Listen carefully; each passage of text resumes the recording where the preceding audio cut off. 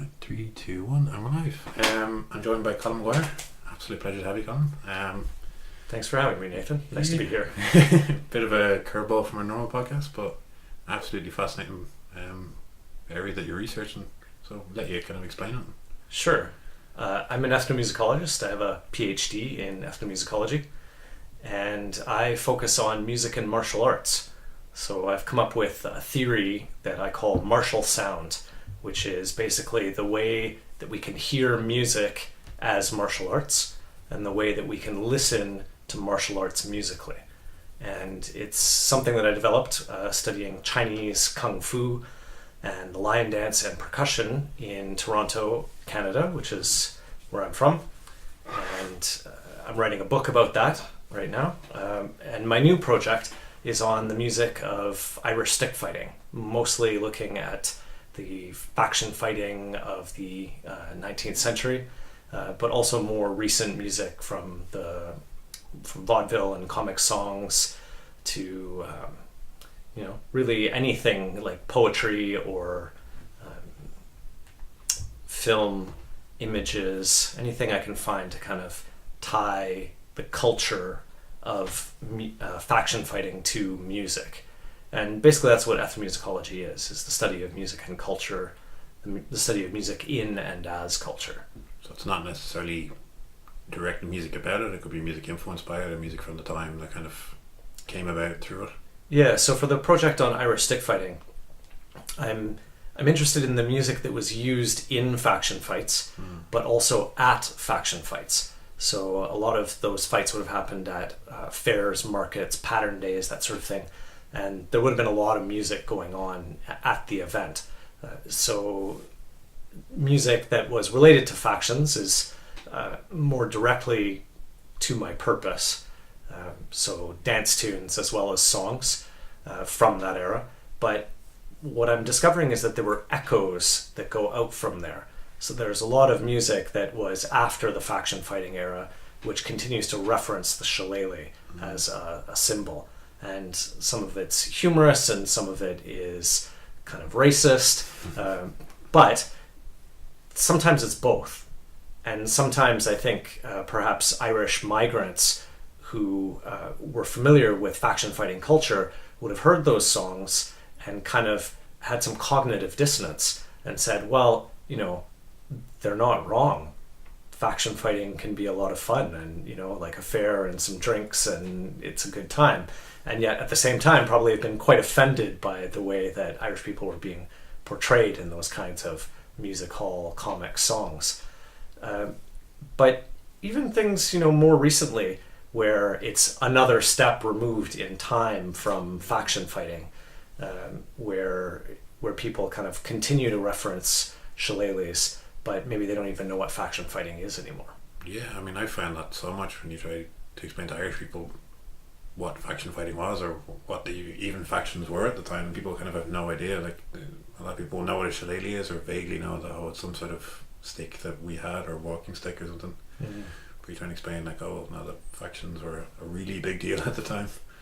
Yeah, I was in the Cork County Archives last week, and they have a folklore project there about the religious practices and beliefs in County Cork. And there was an interviewee who was talking about holy wells and pattern days and doing the rounds, saying prayers at these sites of interest where they had these springs and holy wells, basically, which is where patterns were usually held. And this interviewee was saying, and I really like this analogy, he was saying that they're like the rock festivals of the 19th century. That people went about their everyday lives. They didn't have television. They didn't have radio. They didn't have electricity. I mean, their lives were pretty quiet compared to modern life.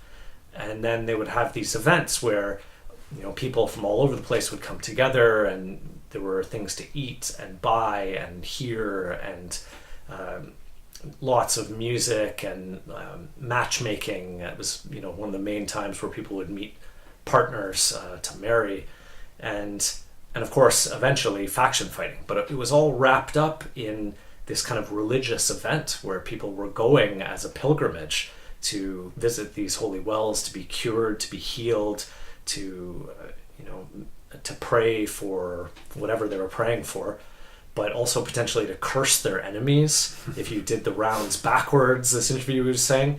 So this kind of multifaceted event that's tied in with religion, that's pre-Christian, the idea of wells being tied to land and water and wood, is kind of very druidic, but wrapped up in Catholicism, because they were technically still saying Hail Marys and Our Fathers, and would often have mass at the pattern day. But and then recreational violence. I mean, there were so many different aspects to it. It's like, yeah, a 19th century rock festival. Yeah, nice way to put it. I guess for a lot of the people as well, I mean, I know race days were quite a big event for a lot of people. Yep. I think some of the biggest faction fights I've ever heard of took place at race days, probably just due to being the events that they were. Yeah. Being so such a massive drawing for people. I think it's kind of, I've tried to explain to a lot of people, especially about the faction era, that like the landscape of Ireland is nothing like it is today. You know, you had, well, pre-famine, you had a few million more people in the country, and most of them were agrarian. There was very few in comparison in cities than there are now. And the landscape would have been a very different world. And like you say, any sort of event like that really would have been like a massive deal, like your rock concert, to go and see people and have a good Donnybrook, as I say. Which I always find funny when Americans reference that, because now it's the fanciest part of Dublin. It's a super rich neighbourhood. Yeah, because Donnybrook is probably only 15-20 minutes from here to drive, but it's like, if you were to buy a house there, it would be in the few million range, sort of thing. It's become the fanciest part of Ireland, which is a long way from where it was only 100 years prior. That was the site of many a fight. And there's quite a few songs about it too. Yeah. Songs, tunes.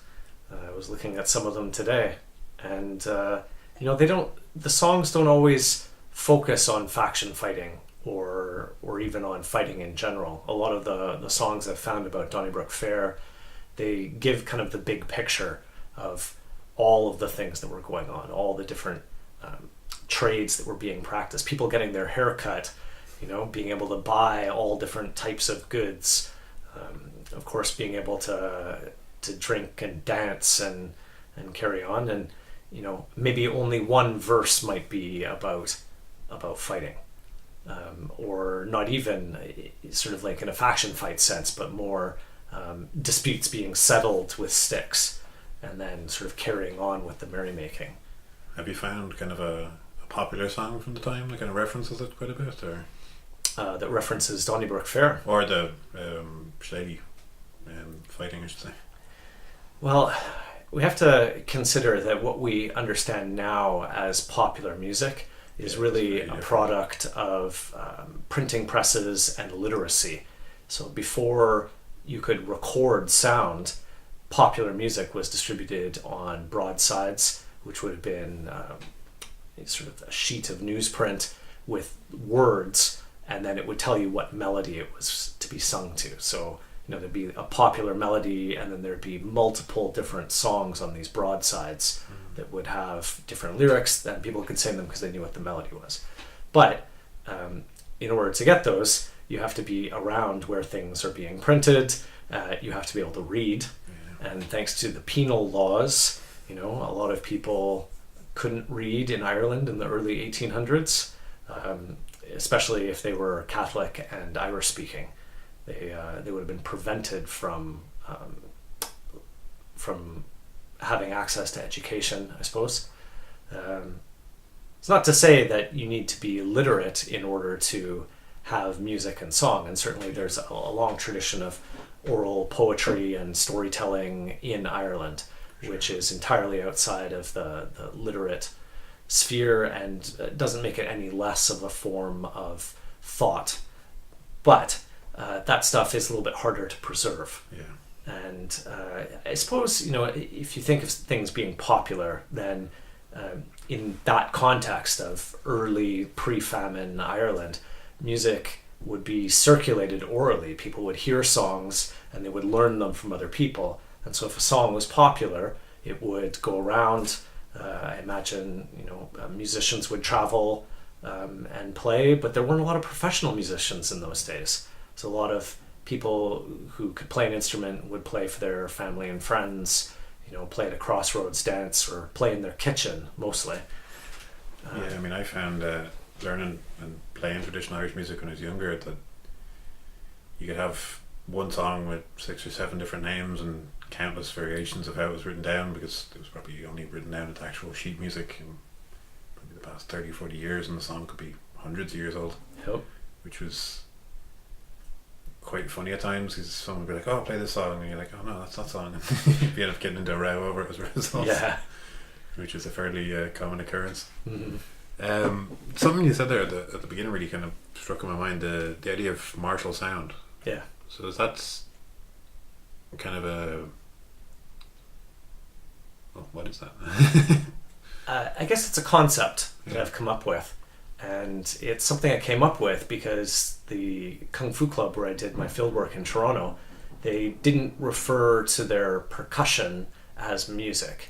And maybe like casually or when they were speaking to people outside the club, they would for convenience.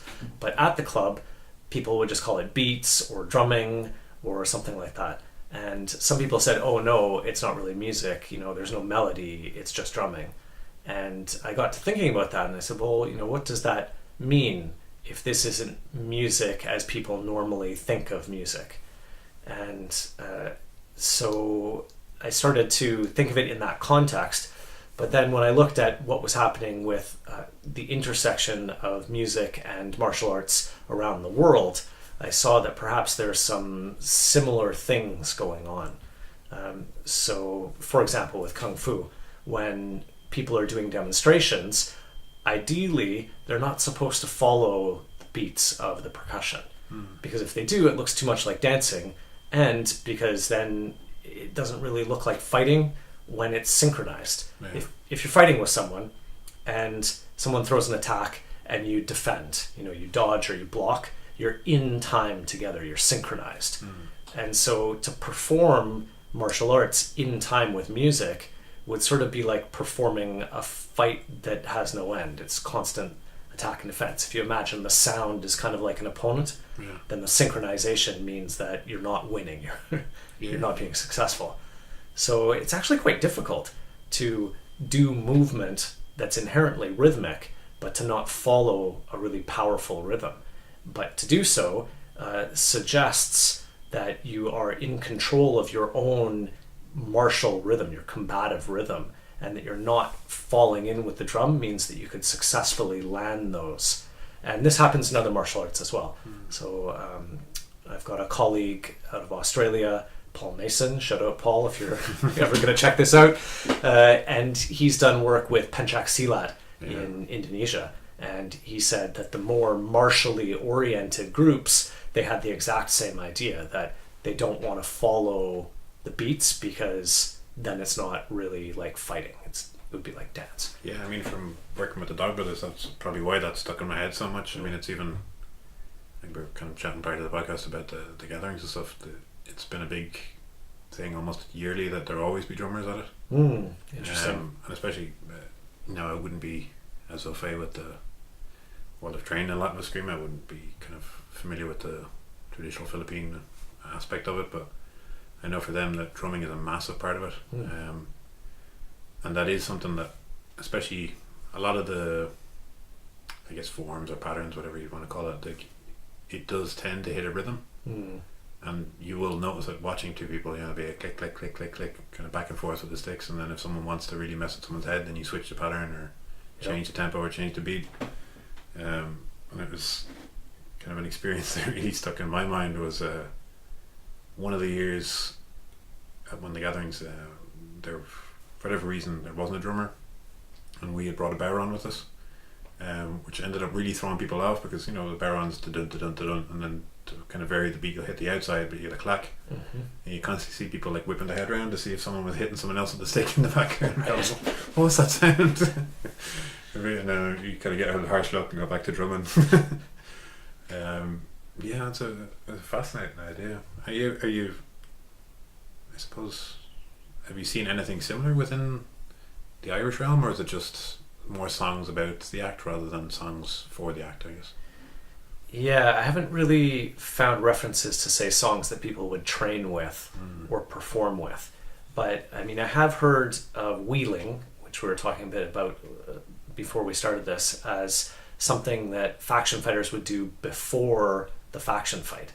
And I have seen some references that suggest that it was kind of like a combat dance, but a solo thing, so not done with a partner, where they would show off their footwork, show off their ability to twirl and twist their shillelagh, often above their head.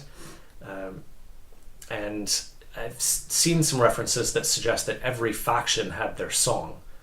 Now, that I don't know if that means that every faction had their own distinct song, or if it was kind of more like they appropriated a song from the traditional repertoire and put their name on it. I haven't quite figured that out. But it's definitely something that's fallen away from the extant styles of Irish stick fighting that we have, like the Doyle style or the Antrim style, where they don't have that musical component. They don't have any wheeling in them.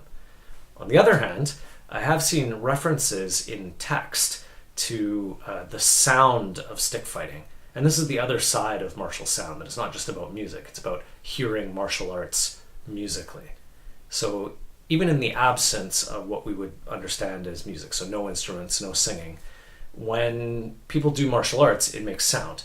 And it's inherently rhythmic. And so those combinations of sounds are things that can productively be heard musically. So in stick fighting, I mean, stick-on-stick contact makes a lot of sounds. And in some of the records of people who have witnessed stick fighting, they comment a lot on that. They comment on the sounds of sticks clacking together, and also the shouts of the factions, their sort of battle cries, the way that all those sounds came together to make, I guess you'd call it a soundscape. It was very distinctive. It's not the sort of thing you would have heard really any other time. And it was apparently very loud. So I was reading an account today that was saying, you know, the fair is going on and it's all the hustle and bustle and music and people chatting and storytelling and haggling, and it's loud enough, right? And then the faction fighters get started with their shouts and their cries, and that it totally just overpowered the rest of what was going on in the fair. It was, you know, head and shoulders above in loudness. So I think there may be some things that we could hear about stick fighting, partly from the historical record as sort of a sound studies. How did people hear faction fights and what was the effect on them? If you're a faction fighter, it was probably pretty exciting. If you weren't, it was probably pretty terrifying. But also just in general, trying to hear martial arts in terms of rhythmically what makes a good combination.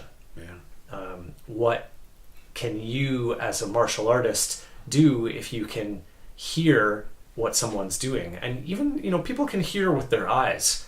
Sometimes, like if you see someone's movement pattern, you can understand that musically as a rhythm. And if someone keeps doing the same rhythm, if you notice that their footwork is following a pattern, then you have a way to break their rhythm. You have a way to attack them on an offbeat when they're committed to a movement and they can't change, when they're off balance, all those things that you want to do when you're trying to win a fight. I mean, that's always the classic one I talk about. I mean, I've done different martial arts, and boxing, kickboxing, Muay Thai, and that. And like obviously in boxing, it's very people would be familiar with the, you know, the bop bop bop, you know, that kind of constant rhythm of how punches sound. But just thinking of the sticks hitting each other within Muay Thai, whenever you hear like a slap of a kick, you know that normally that's, even if it sounds horrific, that's normally not that bad. So usually when someone kicks and there's no sound, you know, that it's really dug in. The dull thud. Yeah, it's a dull kind of wet hit, and then you know, like, oh, that's probably really hard.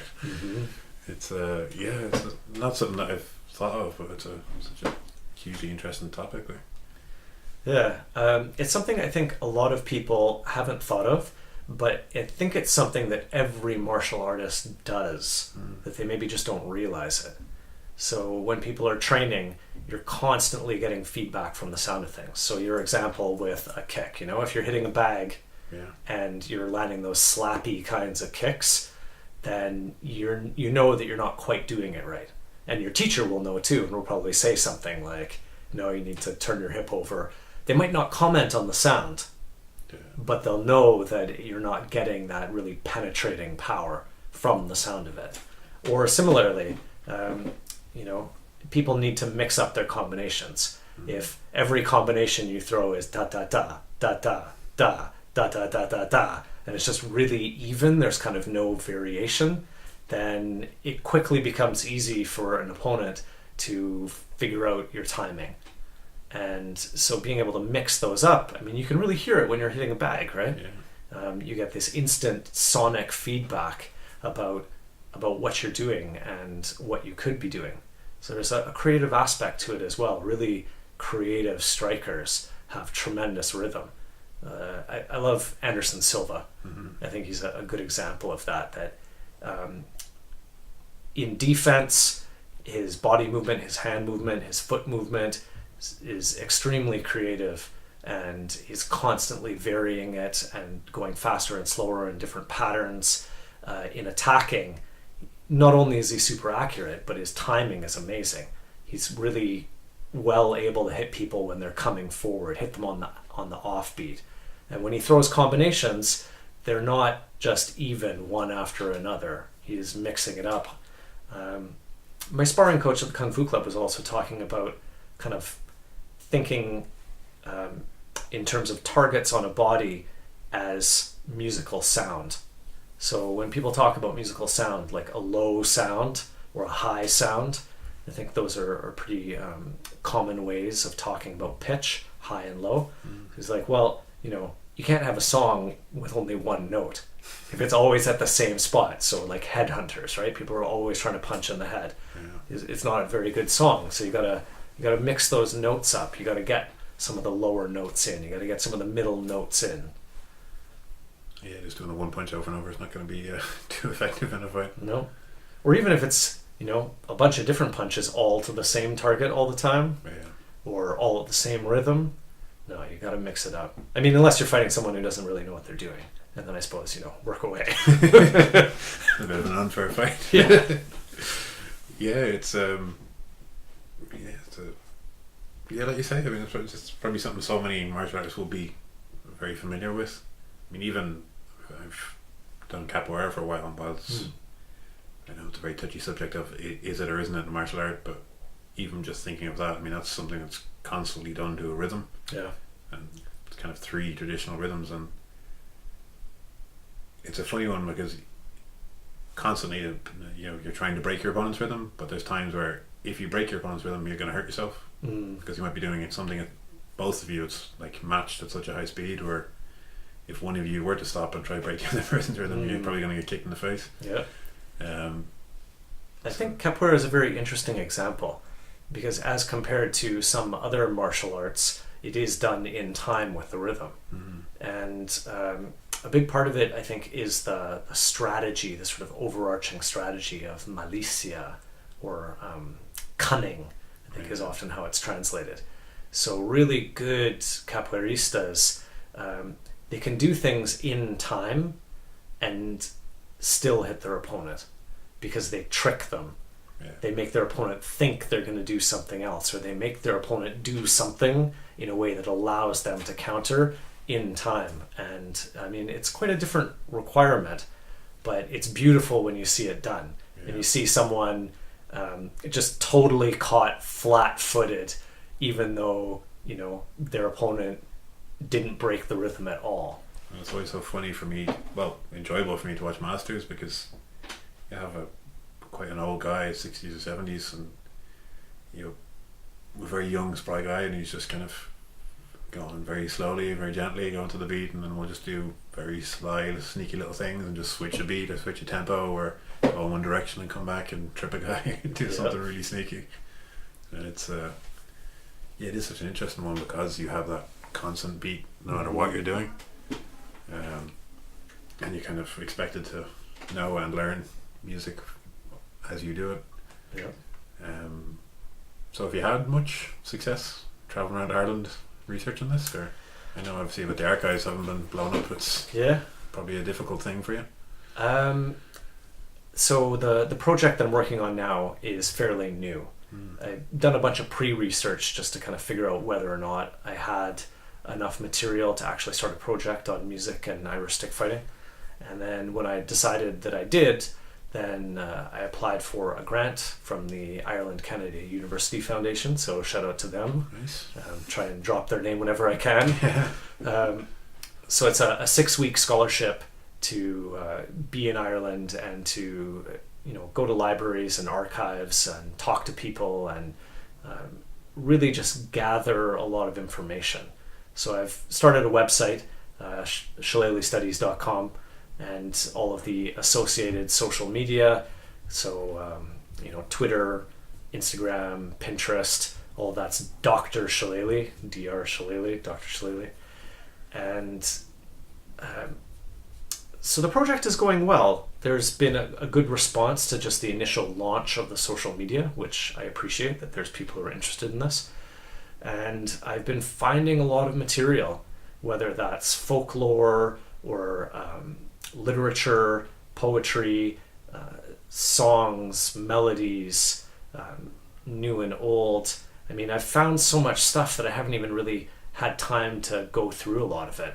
I'll be digging away in the library or asking for things at the archive, and I know that my time is limited, so I'll scan over something to see if it looks worthwhile, and if it is, then I get a copy of it, file it away, and start looking for the next thing. So I can tell you I found a lot of stuff for sure. Nice. Exactly what is in all of that stuff remains to be seen, and to find the connections between them for sure. I suppose it's quite difficult. Like you're saying, a lot of it is just a reference or a snippet of, and then this thing happened, and then back to whatever the overarching theme was. Yeah, sometimes. So trying to find those little things, and some of them can be quite valuable, especially the sonic things, because I'm interested in this idea of martial sound. So I read a story the other day, and most of it wasn't about faction fighting. So like 90% of the story was this woman talking about how her family was from one faction, and it's kind of Romeo and Juliet story. She met this boy from the other faction, and how they met and they fell in love, and her parents disapproved, and eventually she eloped, and then told her father, and he was unhappy, but he kind of accepted. And then it came to the fair day, and the factions were meeting, and her brother and her husband were squaring off with each other, and then her father got killed. And I mean, it ends up being a tragedy because her brother blames it on her husband, and then later ends up coming back for revenge and shoots her husband. And so really, I mean, the faction fight part of it was just this one small piece, but the sonic descriptions of the way that the faction fighting was so loud that it just silenced the rest of the fair, or the sound that in another story that I read, where it was even less, the fight was one paragraph out of this whole huge story about two rival distillers, but talking about the sound of a guy getting hit with the blow that knocked him down, getting hit just behind the ear, that it was the sound of a really tight cork getting popped. You know what that sounds like? Yeah. You've ever like popped a bottle of champagne, right? The thoughts of that. It tells you a lot about just kind of the precision and the power that was involved in a stick fight. Because I mean, I've just due to the cost of blackthorn, I've never hit two blackthorns together, but that Shillelagh on the wall, I mean, I've tried to break that. like I was saying to you earlier, I've done reenactments, and I've hit that as hard as I can and got other people to do the same against wooden shields, and they can really hold up to a lot of punishment. And I can only imagine if you had a group of even 10 guys swinging at each other with those things, the sound of it would be terrifying. Never mind the sound of someone getting hit in the head. Yep. Yeah. So I'm looking forward to digging through all of the stuff that I found. As you were saying, with a lot of traditional music, tunes get known by different names. So I found so many different songs called the Blackthorn Stick, My Blackthorn Stick, Old Blackthorn Stick, Teddy's Blackthorn Stick. I mean, it's going to take me some time to go back and say, look at the music notation and compare and see, are they the same tune? Are they variants on a tune that are close? We could call them part of a tune family. Are they totally different? What other names are these songs known by? I've got my work cut out for me to sort of organize all of this material. But eventually, I would like to record some of it, re-record some of it. Some of the tunes are still part of the Irish traditional music repertoire.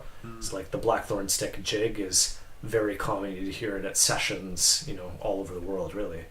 And other ones have kind of fallen by the wayside, and I would like to kind of revive them, make some recordings, maybe make an album, or seeing as albums are kind of passé, probably more likely make a SoundCloud stream or a YouTube channel and put some of these things up there.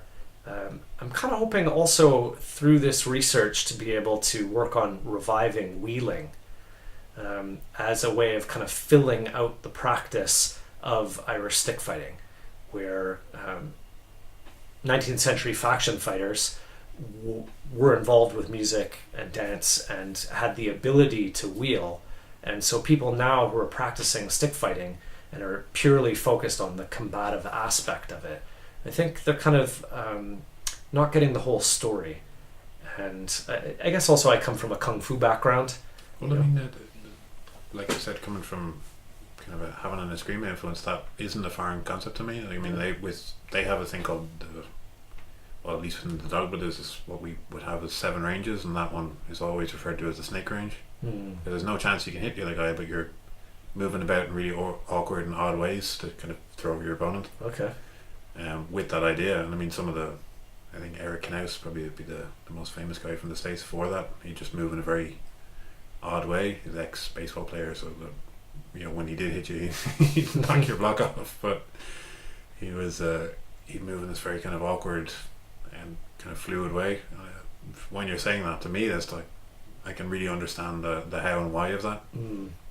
Because if you saw, even like Anderson Silva or fighters like that, I suppose Dominic Cruz would be a good example of it. Yeah. A guy who moves in this really odd, clunky, janky way. You see people trying to kind of figure out what the hell his rhythm is and kind of stuttering in.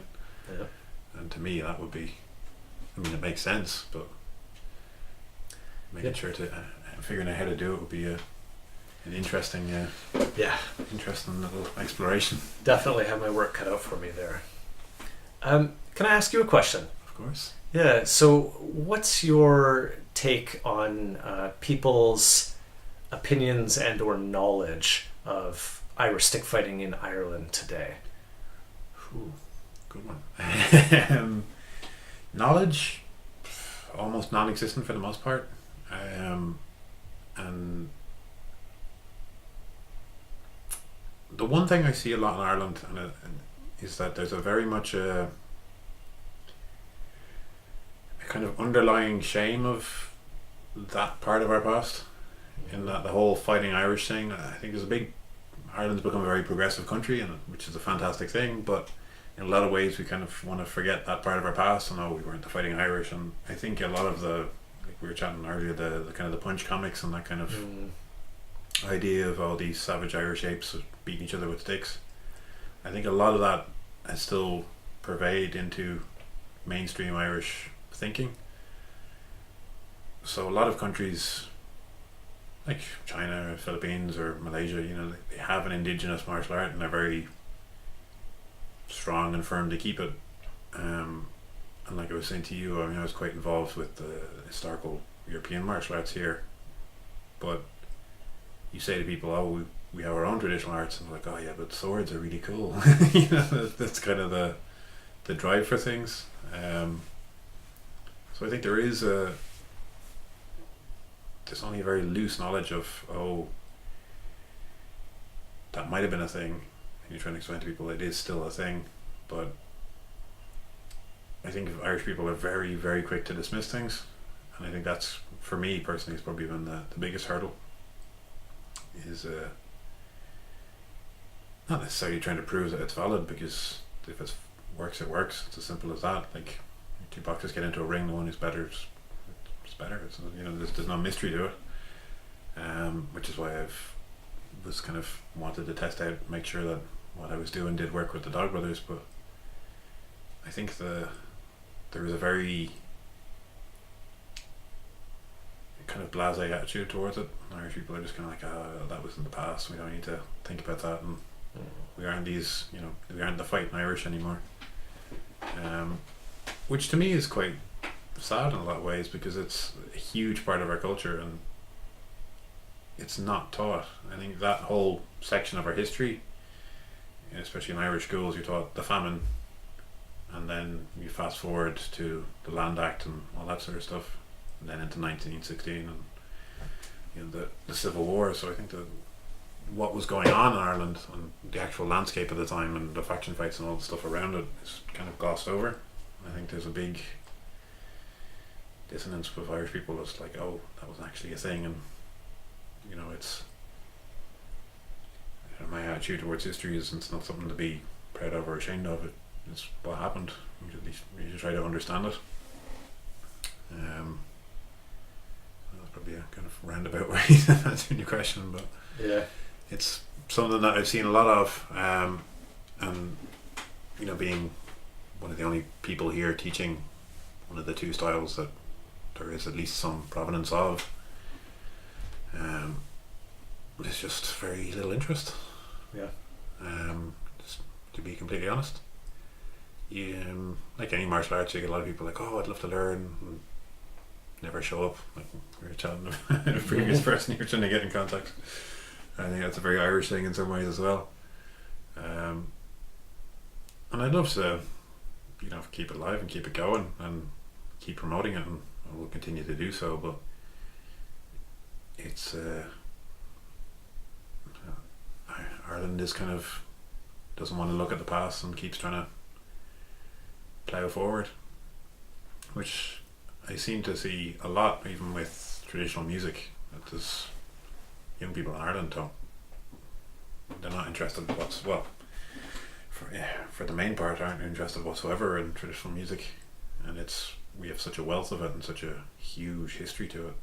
It kind of blows my mind that no one's really driving it forward.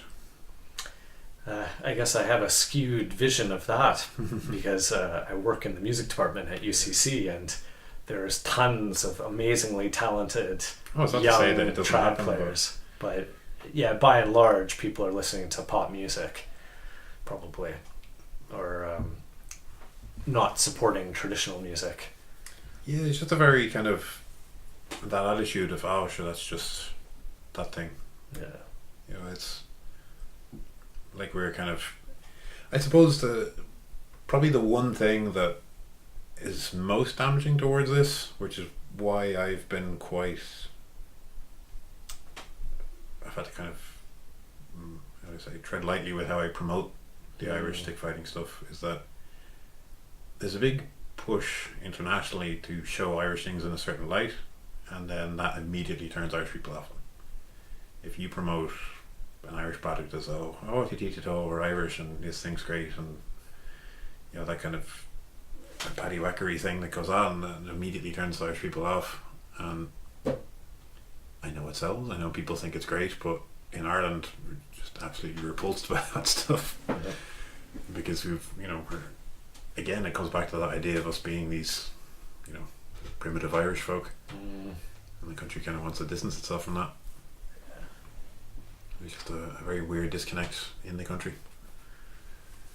So that leads to my next question, which is, given that we're not in the 19th century anymore and people aren't faction fighting anymore, what is the way forwards for Irish stick fighting as a modern martial art? Good question. Well, for me, especially the Irish stuff, and the reason to me why it's as valid now as it was then is for pretty much the same reasons. We don't have the penal laws anymore, but essentially the laws of the land that we have are very similar. You can't own a weapon, you can't own a gun, you can't, well, unless you have a license, you can't carry a sword or a knife around in public, but you can carry a stick. And it was one, again, like I said to you, the Dog Brothers are full of great catchphrases, and they have one, walk as a warrior for all your days. The idea being, if you learn how to swing a stick, and it's a great thing that I love about the old Filipino masters, that you see them 70, 80, 90, and they can hobble in with a stick and whip it around lightning fast. And that to me is the relevance of it. Yeah, it's not going to be you're not going to get stick fighting matches on the TV anytime soon, I don't think, but it definitely has a validity in what it is, and it's has an application, and it is pretty useful. But again, like most martial arts, how it's taught and how it's trained and how it's marketed is a very difficult thing. I think we live in a time, as someone who does a lot of martial arts, where there's a very big divide between the traditional ones and the modern ones. So kind of your arts that you have in MMA, your jiu-jitsu and Muay Thai and wrestling, versus your traditional ones, so whatever you want to say, karate, kung fu, anything else, that you kind of have this weird divide of one half goes, oh, I'm better than them, and the other half goes, oh, I'm better than them, and no one's willing to listen to each other and see what works. And both sides can learn from each other. They're two very different things, which is why I was so adamant to find the Dog Brothers and see, well, I learned this thing and see how this applies and how this works in real time. It does definitely have its uses and its applications, but like any martial art, ideally you never have to use it. So I just really enjoy training martial arts. That's kind of my reason for doing it. So from what you're saying there, it sounds like maybe you would take more of a kind of practical self-defense approach to it. That you can carry a walking stick anywhere. You'd want to be able to test it out with a resisting opponent to make sure it works, but not trying to revive faction fighting or to turn it into a sport, because there are some people who are kind of advocating for that, really padded weapons, lots of body armor. My immediate opinion of that, and it's, again, even we're working with the Dog Brothers, they'll tell you themselves, as soon as you put any protection on, it's not a fight anymore. Everything changes. I mean, a great term someone said to me a while ago is male hierarchical combat. That's what men are so kind of driven to do these days. As soon as you say, like, oh, here's a stick, oh, let's fight, let's fight each other and win a trophy, that's immediately it's going to get ramped up. If you want to do a stick fighting sport, then power to you, but it's not going to be realistic. And the example I always give to people is, if you take, I mean, looking at that pencil there, I mean, if you imagine that's a stick and you just hit someone as hard as you can with the end of it, that could be lights out and potentially put an end to them. So it's not necessarily something you want to be doing. Yeah, exactly. Kubatans Listeners can't see this, but it's beautiful, by the way. This is a piece of blackthorn stick that was on the bottom of a stick I was working on that was too long, and so I put 2 ferrules on it, the kind that you would put on the bottom of a walking stick. So that's the world's smallest blackthorn self-defense stick. I've seen something in the combative world lately that's really taken off, is a deer antler. And I've seen tests on pig carcasses and works as well as an ice pick, which is terrifying. So yeah, I mean, it's the realities of combat and the realities of combat sport are 2 very different things. So if you want to get padded up and do it, great, power to you, but I'm not interested in it. But that's just from, I guess I'm just kind of a realist with this stuff, so that it has its application, it has its uses. If you want to train it, go ahead and train it. I want to preserve it and make sure it doesn't die, because like any of these things, in 1 or 2 generations it can disappear. But as soon as you start making it sportified, it will change to no end. I mean, judo is a good example, or taekwondo is probably the best example. That the old techniques of taekwondo and the old styles of taekwondo are worlds apart from what you see in the Olympics. I mean, people wearing kind of almost inflatable sumo suits, jumping about, throwing kicks at each other is not really the application with which it was designed in the first place. So it's not necessarily well, I guess in some ways it is a self-defense thing, but if you're learning any martial art, you should be able to defend yourself with it. So I guess any martial art is, there goes a mouse, is a self-defense art. So yeah, to me it's more see it preserved and see the practical side of it maintained, because it's very easy to romanticize it, whether that be through sport or through history or through something else. And for me, it's, having read up a lot about faction fights, it's not a very pretty thing. And I'm sure you've come across a lot of that in your own research. Like that analogy you gave with the guy's head popping like a cork is, that gave me shivers down the spine. So I mean, the reality of combat is not pleasant. I mean, I've talked to a handful of soldiers about a similar thing, and it's not fun. I mean, like I said, the ideal of any martial art is that you never have to use it. So it is, for me it's more just see it preserved, make sure it's maintained. If people want to do the sports side of things, great, but it's going to change dramatically as soon as you do that. Because how do you allocate points for something? For example, I mean, that's kind of the idea of the Dog Brothers, is there's no winning or losing. You just try to learn from it. And that's kind of been my practical approach to it. And I guess it's kind of my own background in the arts that I've learned, and the teachers who I've been lucky enough to train with. I do kind of have that much more of a, I guess, just a simple practical approach to it. I think it's an interesting problem, because you're right. I mean, Irish stick fighting was quite literally on the verge of extinction, where, like Glenn Doyle doesn't have any kids. His style was only passed on through the family. None of his cousins or whatever learned it, and he was an only child. So really, if he didn't start teaching publicly, his style would have died with him. So it was that close with Glenn Doyle.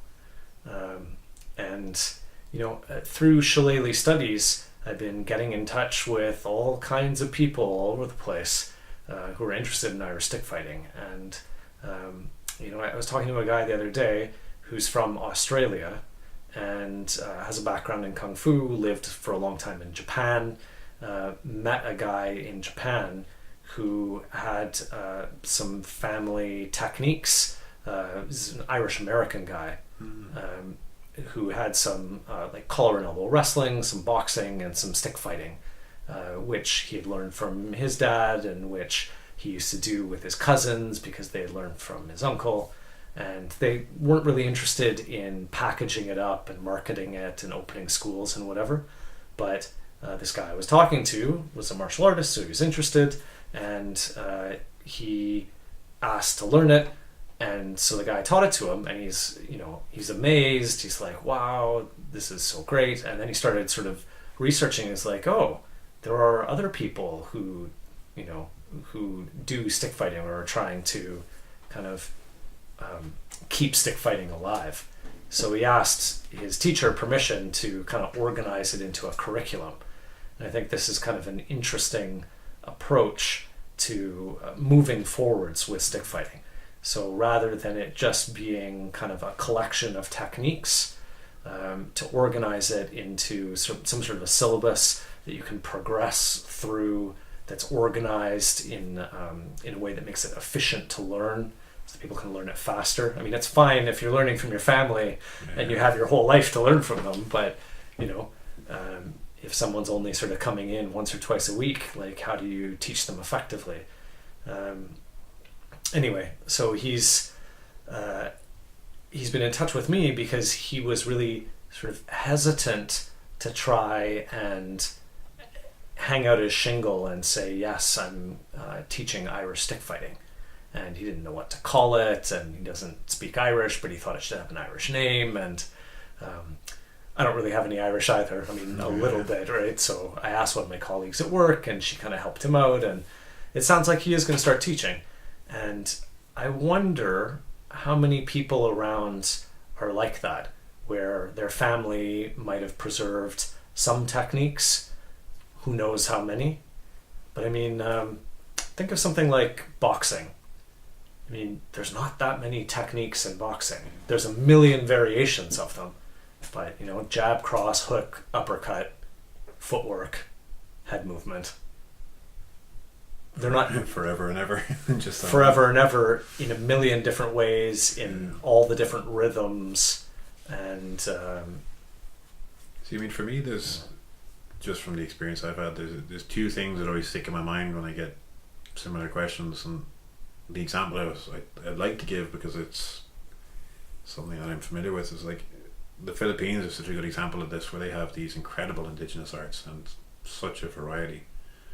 I mean, I think the quote is that there's a martial art for every island, and I think it's thousands of islands, so I mean, I'm sure someone can fact check that, but you have more people there now who want to learn arts like Taekwondo or Brazilian Jiu-Jitsu or MMA or whatever, and these arts are dying out, and you have the last generation of these Filipino masters left, and just the locals are like, well, that's that thing, I'm not interested in it. I've talked to a training partner about it recently. He lived right next to where the founding members of parkour were, and he said, well, they're just over there, I don't need to bother learning that. And then he moved to Ireland and went, why the hell did I never learn from those guys? They were right there.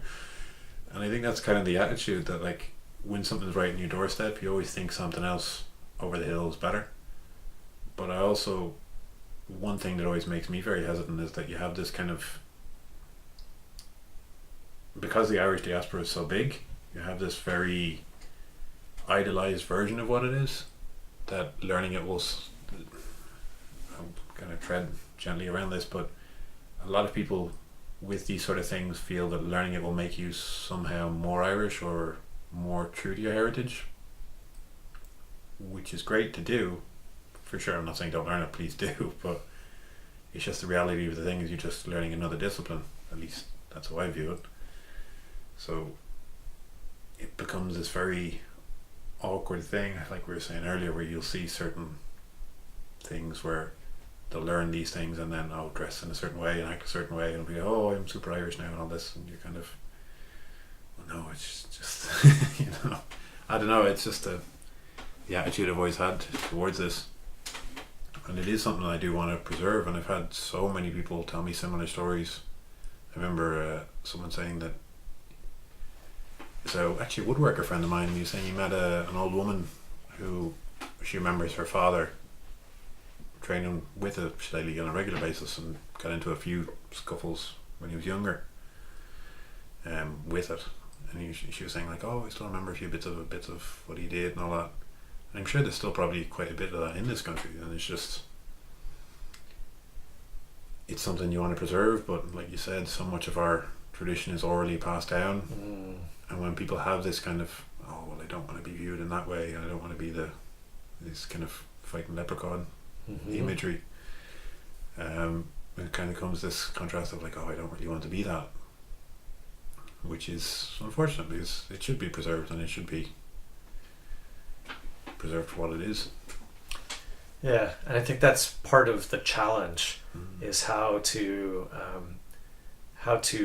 preserve and promote Irish stick fighting without letting it descend into paddywhackery, without turning it into something that it's not. And I mean, like, there is the very real thing that you were talking about before, about Irish people in Ireland today being very progressive and kind of not wanting to be associated with those kind of old stereotypes of the fighting Irish. but I think there's also an aversion to violence. Yeah. And the association with faction fighting. I mean, faction fighting was super violent. But maybe not so violent in another way. Hear me out. So in martial arts studies, there's some people working on a project called Love Fighting, Hate Violence.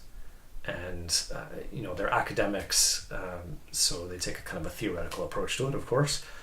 But their idea is that violence has to do with violation. It's harming other people against their will.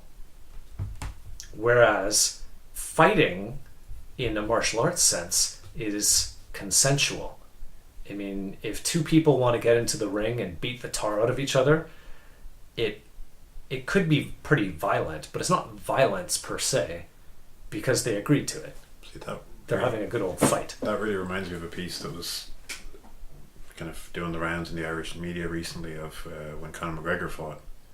And he's probably the best example of how Irish people view violence. That there's a lot of fight fans, obviously, like myself, who appreciate MMA and like, what this guy did is incredible.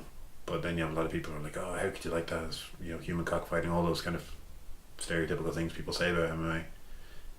But a piece came out in the paper of like, kind of an opinion piece in one of the major papers, and the guy said, I couldn't stand watching it, and all the blood and people on the ground, and yet you don't see the decades of experience and training that goes into that.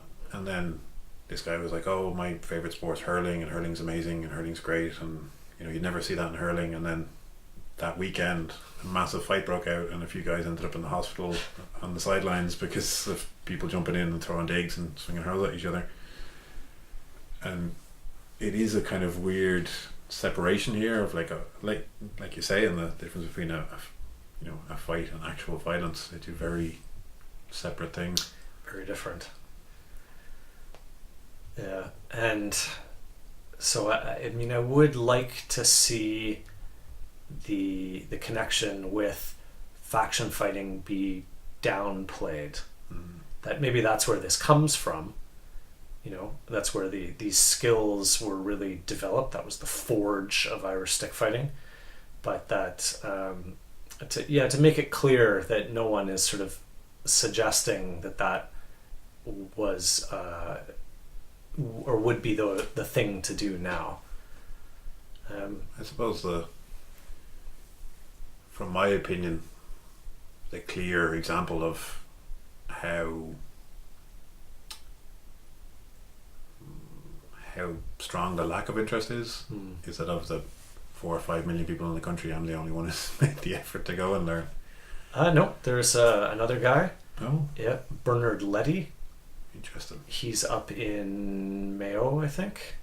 He was living in the UK for a while. And now he's back in Ireland. He's one of Glenn Doyle's guys. Oh, I think I do remember him from the middle of England somewhere, yeah. So, which gives you an example. There's two of us. Yeah. Numbers doubled. And then, of course, there's this guy in Cork that I've been talking about. Yes, indeed. Martin Forrest, who's made his own style. He calls it Maida Ishka, like stick of water. And he's very careful to not call it stick fighting. It's Shillelagh martial arts. And I think he's not wrong in his branding there. Particularly because he had some sponsorship from the HSE, and they're doing it at a community center for kind of older gentlemen. And so they wanted to really de-emphasize fighting. That self-defense, sure, that it needs to be effective self-defense, but to not use the word fighting in it. I suppose one of the very touchy subjects for years within the Irish martial arts world, the traditional arts world, that you see within the HEMA and other arts, other historical arts I should say, would be the willingness to preserve those old techniques, and then the kind of, obviously you're going to get, such as that guy in Cork will create a system to suit what he's doing because it makes sense, but then you get a third person who does that or studies whatever other art and then says, this is actually this traditional thing that I learned from this fella down here in this way, which I think that has probably been the most difficult part with the Shillelagh world, especially when I kind of first got exposed to it. That was going on to no end, which immediately cast aspersion into it of like, oh well, is this thing valid or is that thing valid? Because you have so many messers who are in here chancing their arm to be like, oh, I learned this thing, buy my stuff,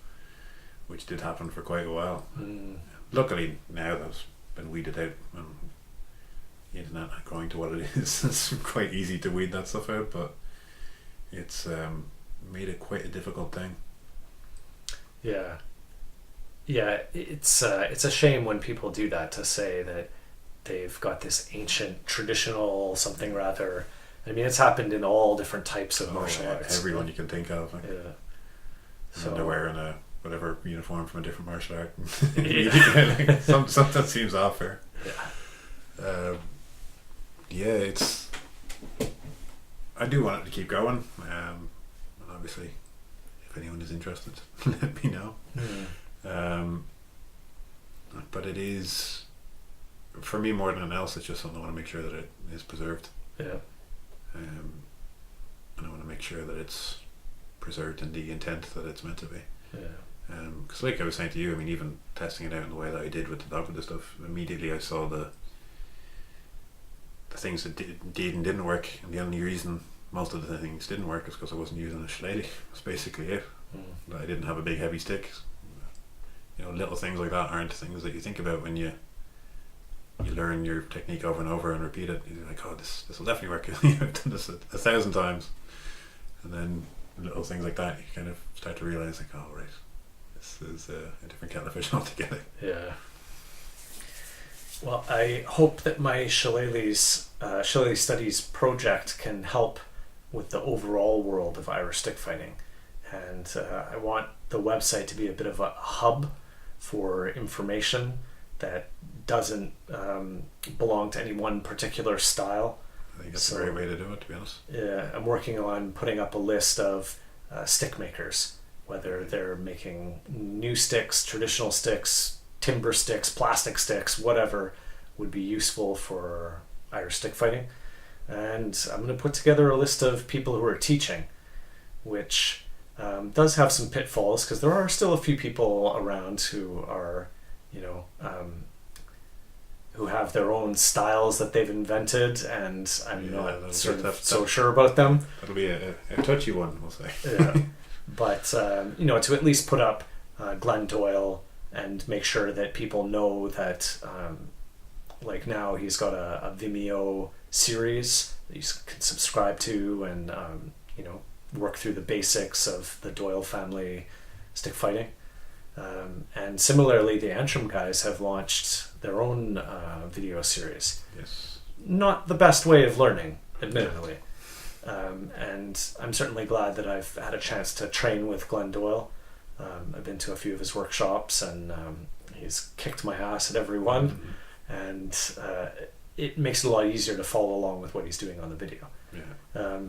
John Hurley's new book, John Hurley, the researcher. Indeed, yeah, his new book that came out this year, where he's taken a HEMA approach, and he's looked at all the historical manuals related to Irish stick fighting, as well as ones like sword fighting manuals that would have been precursors or influences on Irish stick fighting, and he's put it all together with his commentary, and so there's resources for people out there to learn. But I get the impression that a lot of Irish stick fighting people are not that good at promoting it.